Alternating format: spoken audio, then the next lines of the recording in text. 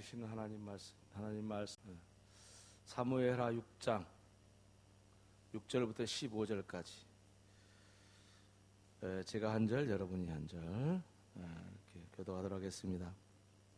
그들이 나곤의 타작마당에 이르러서는 소들이 띠므로 우사가 손을 들어 하나님의 궤를 붙들었더니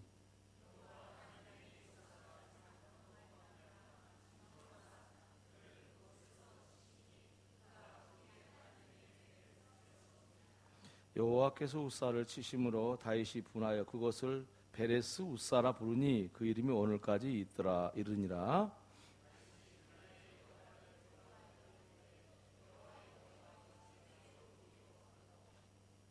다윗이 여호와의 궤를 옮겨 다윗 성 자기에게로 메어 가기를 즐겨하지 아니하고 가드 사람 오벳 에돔의 집으로 메어 간지라.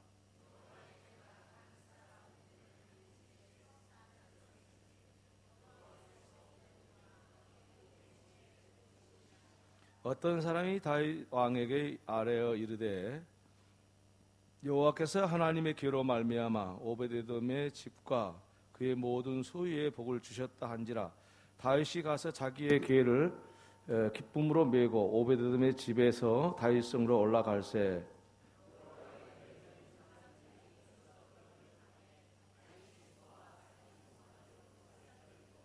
다윗이 여호와 앞에서 힘을 다하여 춤을 추는데 그때 다윗이 배 에봇을 입었더라.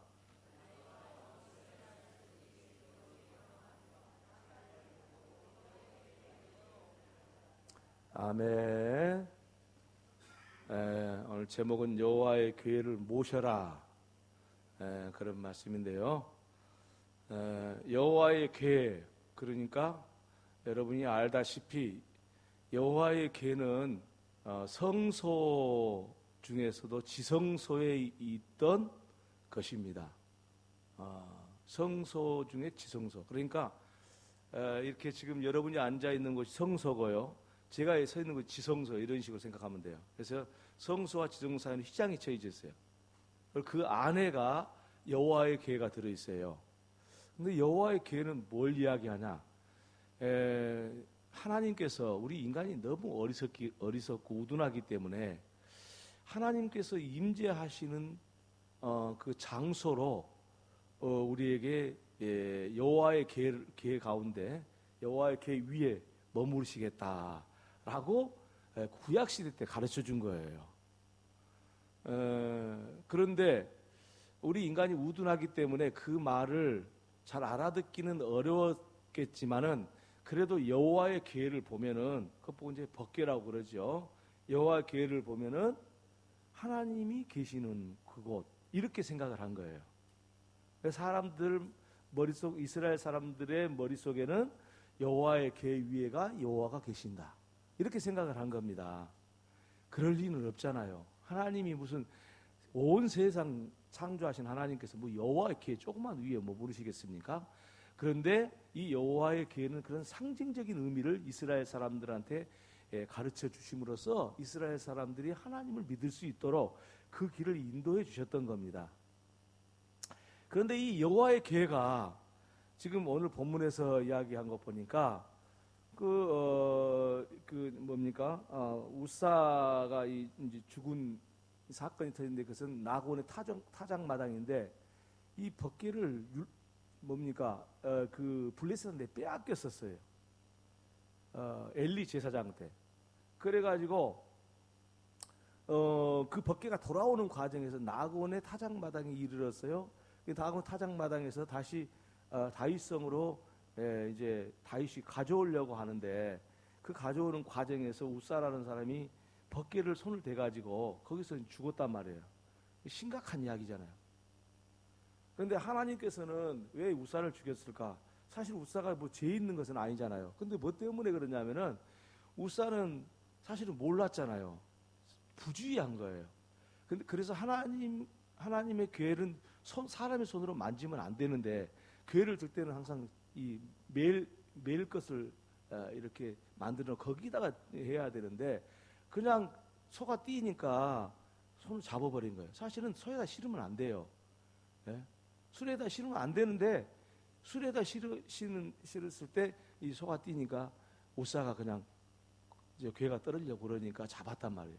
근데 그것은 왜 그거하고 무슨 하나님이 우사를 다 죽게 하냐, 사람 한 생명을 빼앗아가냐, 그런 생각할 수 있겠지만 그것은 뭐냐면은 사람들이 하나님의 거룩성을 해치는 거예요. 감히 하나님의 임재하시는 그것을 손으로 잡아서 그 거룩성을 해치니까 거기서 죽었던 거예요. 우리가 믿음 생활하고 예수를 믿고 구원받았잖아요. 그런데 이 신앙생활 하다가 거룩한 것을 깨트려 버리면요, 그건 영적인 죽음이 오는 거예요. 이를테면 이런 거예요. 자, 누군가가 기도를 했어요. 기도를 했는데 하나님 앞에 드린 기도니까 잘하든지 못하든지 간에 그것이 얼마나 귀한 것입니까? 그런데 그 기도에 대해서 비방을 하는 거예요. 아이고, 교회를 몇 년 다녔는데 지금도 기도도 못한다나? 이렇게 비방을 하면 이건 하나님의 거룩성을 깨치는 거예요. 마치 우사가 그 벗개가 이렇게 흔들리니까 떨어지려고 그러니까 손으로 잡은 거하고 똑같은 거예요. 구역장님이 설교를 했어. 구역장님이 설교를 하면 뭐 목사님하고 같겠어요. 목사는 신학도 공부하고 뭐 경력도 있고 뭐 이 경험도 많고 그러잖아요. 그런데 이제 구역장이 그냥 떠듬떠듬 읽었어. 하나님 말씀이잖아요. 떠듬떠듬 읽었든지 뭐 잘 읽었든지 유창하게 설교를 했든지 아니면 떠듬떠듬 했든지 간에 하나님 말씀이잖아요. 근데 그걸 가지고 한마디 하는 거예요. 아이고, 우리 구역장님은 글도 잘 못 읽고 우리 구역장님 한 것은 은혜가 아니고 졸려. 비방하는 것은 뭐냐면 우사가 그 벗개에다 손을 댄 거하고 비슷한 거예요. 왜? 하나님의 거룩성을 해치는 거예요. 구역장님이 하나님 말씀을 전했으면 하나님 말씀으로 들어야지. 그 하나님 말씀이 아니고 내 생각으로 나보다 못하네. 구역장님 말씀 듣고 있으니까 졸려. 이래버리면 하나님의 거룩성을 해치는 거예요. 이 우사가 하는 짓이 잘못한 거잖아요. 물론 그 구역장이 설교 못할 수도 있어요. 그런 말 들을 만해요. 그래도 그런 말 하면 안 돼. 왜? 하나님의 거룩성을 해치는 거예요. 어떤 사람들은요, 아무렇게나 말을 해요. 교회에 대해서. 하나님의 거룩성을 해치는 거예요. 우사와 같은 일을 하는 거예요. 하나님께서 우리가 예수 믿어서 구원받아서 우리는 영원한 생명을 얻어서 뭐 그런 일 가지고 하나님께서 치시지 않지만은 중요한 건 영적으로는 죽는 거예요. 기도 못한다고 비판하면은 영적으로 죽음이 와요. 우사처럼. 설교 뭐 참 못한다 이렇게 말하면은 영적으로 죽음이 오는 거예요. 예? 교회 비판하고 그러면은 영적인 죽음이 오는 거예요. 근데 사람들은 그걸 몰라. 우사처럼 꼭 수레가 떨어질만 하니까 그냥 그러죠. 비방할 만하고 교회를 비판할 만하니까 하긴 하겠지요. 그러나 거룩성을 해치면 안 되는 거예요.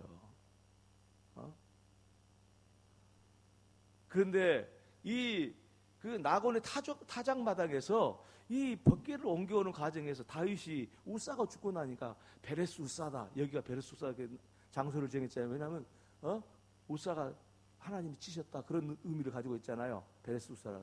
근데 깜짝 놀란 거예요. 다윗이. 정말 깜짝 놀라요. 그래서 다윗 성으로 이 벗개를 옮겨가려고 하는 이 다윗의 이 간절한 마음이 있었지만은 감히 옮겨갈 수가 없어서 오벳 에돔의 집에다가 임시적으로 놔둔 거예요. 근데 오벳 에돔이라는 사람은 어떤 사람이냐? 이름에서도 여러분이 추측하다시피 이 사람은요, 가드 사람이에요. 그게 무슨 이야기냐면은 옛날 이 가나안 족속의 사람이에요. 가드 사람이에요. 블레셋의 그 족속이거든요. 이 가드가. 그 어떻게 보면은 오벳 에돔은 사실은 알고 보면은 이거 뭐 믿음이 좋다든지 무슨 이 사람이 무슨 뭐 이스라엘 백성이라든지 그런 사람이 아니거든요.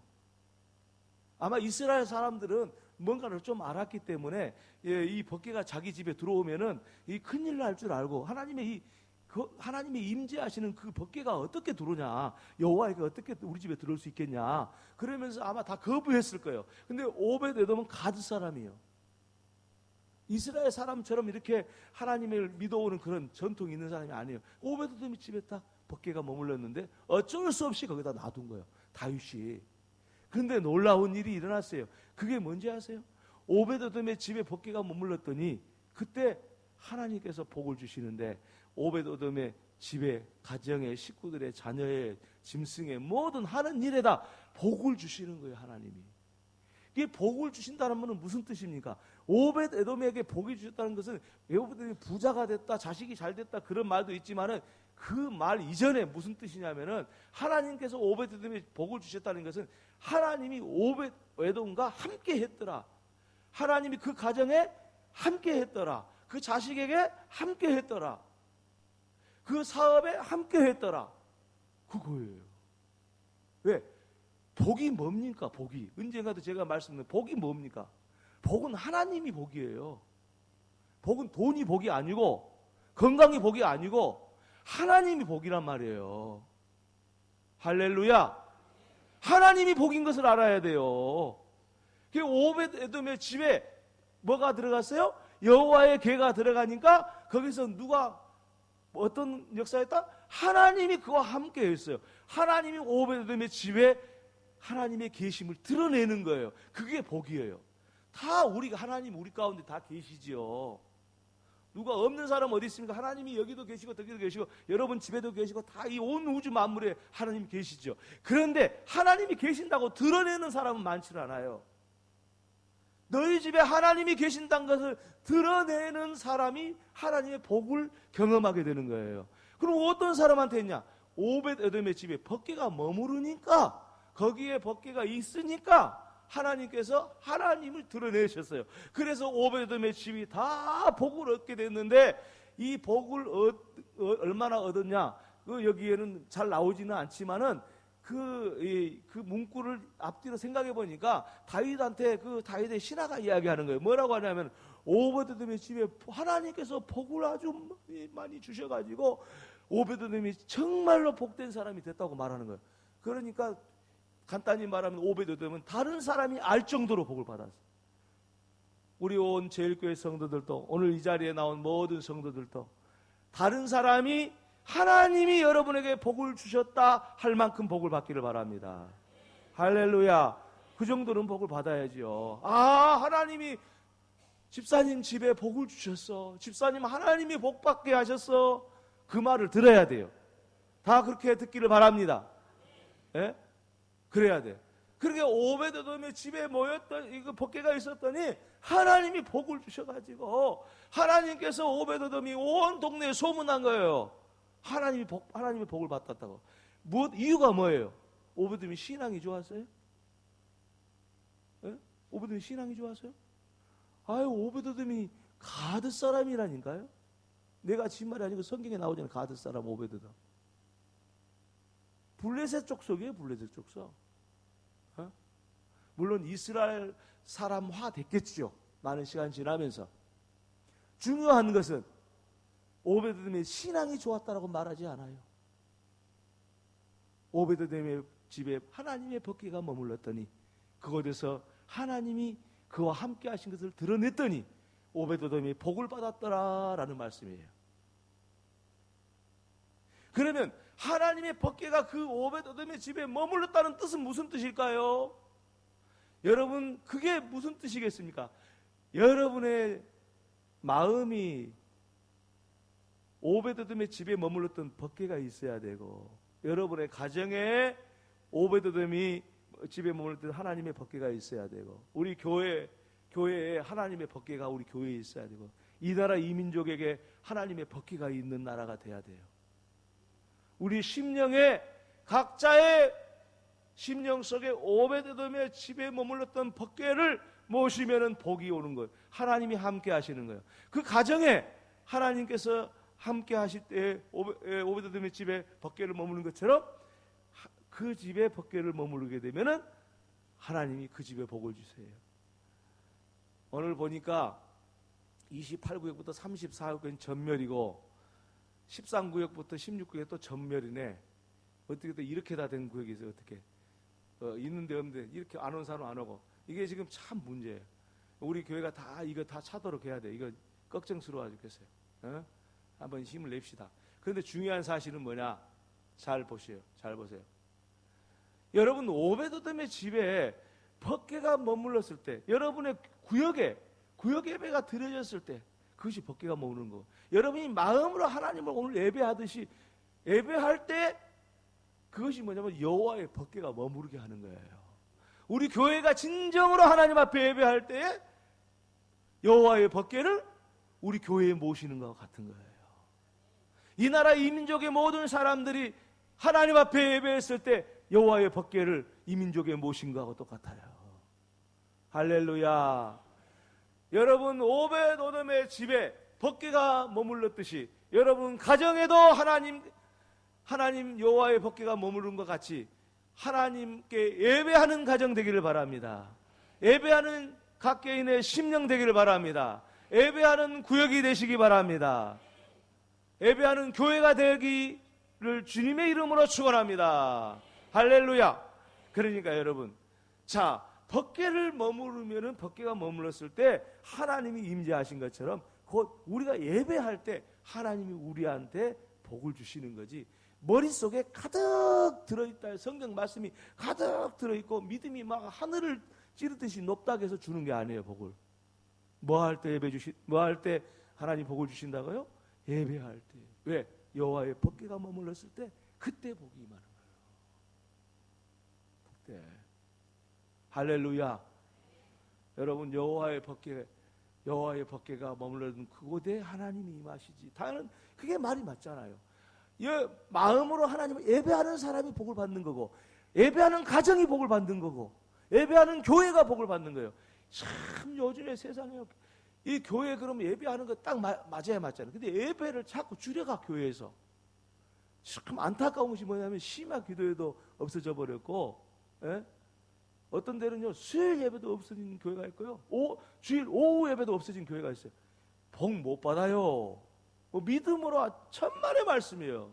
성경적이지 않아요. 믿음이 있다고 해서 무슨 복 받는 거 아니에요. 그게 무슨 이야기냐면 믿음이 있으면 당연히 예배하겠지만은 그런 예배하는 믿음이 있어야지 나름대로 뭐 계산해가지고 혼자 뭐 믿고 그것 갖고 되는 거 아니에요. 네? 똑똑하다고 되는 거 아니에요. 예배할 때 하나님의 역사가 임하는 것입니다. 할렐루야. 그러므로 우리 구역은 무조건 예배하세요. 내 가정을 먼저 법궤가 머무르도록 구역 예배에 내주세요. 어찌 아멘 소리가 없으세요? 할렐루야. 내 가정을 오벳에돔의 집에 법궤를 머문 것처럼 구역 예배에 내주시기 바랍니다. 그러면 믿음이 없어도 복을 받아요. 믿음이 그때 생기거든요. 하나님이 드러나면 하나님의 복이 일어나니까 그때 생기거든요. 믿음이 다른 게 아니에요. 하나님이 함께 하신다는 사실을 경험하는 게 믿음이니까. 그것 빼고는 믿음이라고 말하면 안 돼요. 다른 믿음을 말할 때 그것 빼고는 안 돼요.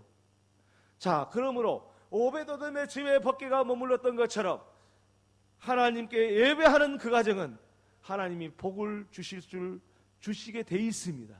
이 믿음을 갖고 하반기 때 승리하시기를 바랍니다. 우리 모든 34개 교구가 구역이 다 예배드리는 그런 역사가 있기를 주님의 이름으로 축원합니다. 할렐루야.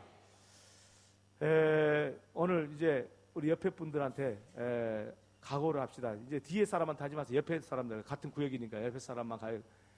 구역 예배 이제 12월 마지막 주까지 한 번도 빠지지 맙시다. 그러고 서로 약속해 보세요. 시작. 하라면 좀 하세요. 이거 한 번도 빠지지 말고 하라는데 아는 사람은 또 누구예요? 다시 한번 구역 예배 한 번도 빠지지 말고 꼭 드립시다. 다시 한번 합시다.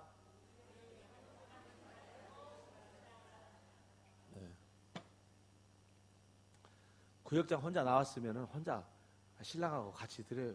그러다 보면 늘어나요. 그러다 보면 역사가 일어나는 거고. 여러분 하나님이 어디에 계십니까? 법궤 위에 계셨잖아요. 그건 뭘 상징하냐면은 하나님 예배하는 곳에 계신다는 거예요. 예배하지 않는 데는 없어. 하나님이 역사가 일어나지, 영광이 드러나지 않아요. 하나님의 능력이 안 나타나요. 예배하세요. 예배. 내가 자랑을 한 것이 아니고 다른 내 마음속에 있어서 그냥 말하는 거예요. 제가 이렇게 아이들을 키우면서 다른 것은 못했어요. 다른 것은 하나도 못하고 뭐 과외 보내지도 못하고 학원도 못 보내고 뭐 이거 뭐 전도사가 뭐 돈이 있겠어요? 목사 된다 해서 조그만 교회에서 시작할 때 무슨 돈이 있겠어요? 애들 그런 사이에 자랐어요.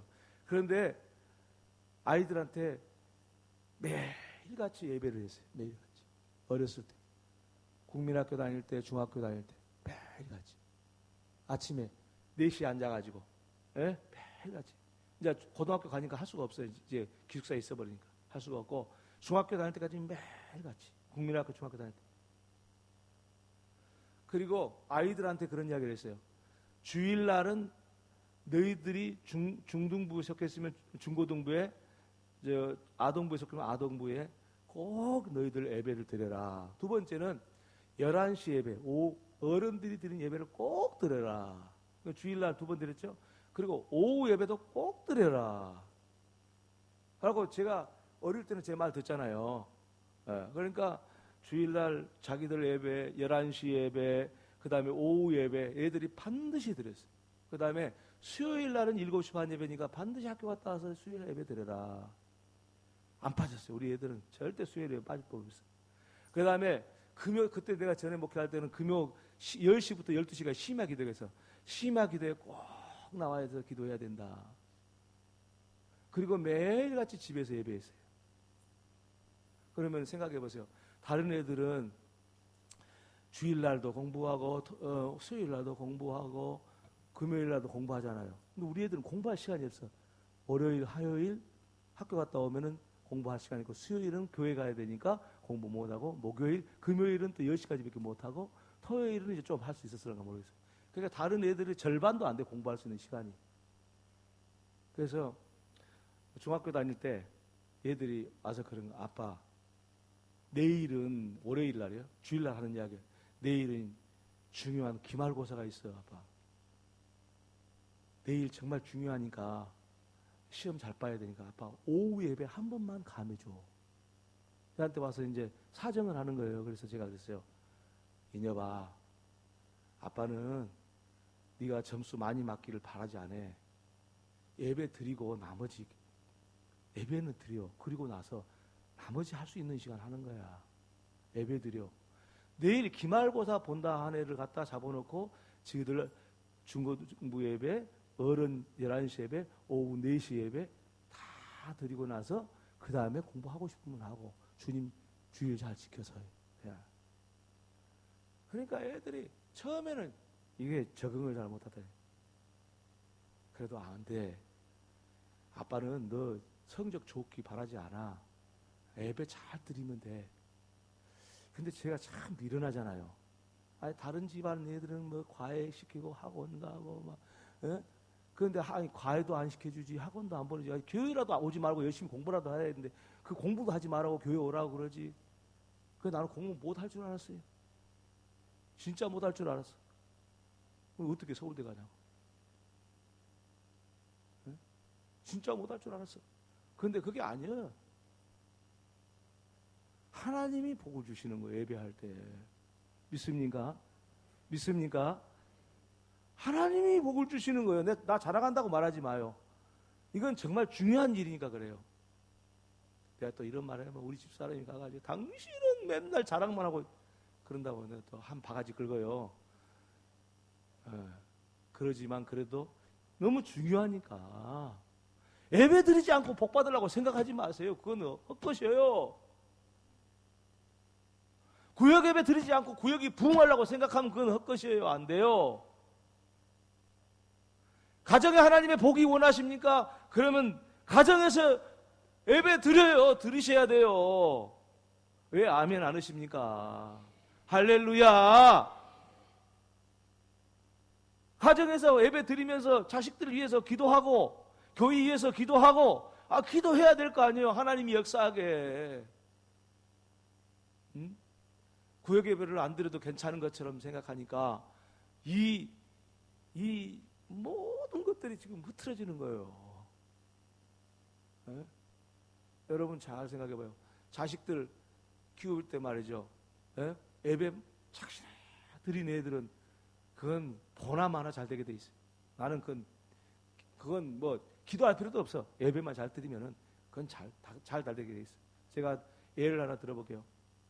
전에 내가 전도사 때 목회할 때인데, 전도사 때인데 은혜라는 애가 있었어. 근데 어머니는 이제 여자 집사님이고 아버지는 집사고 그래.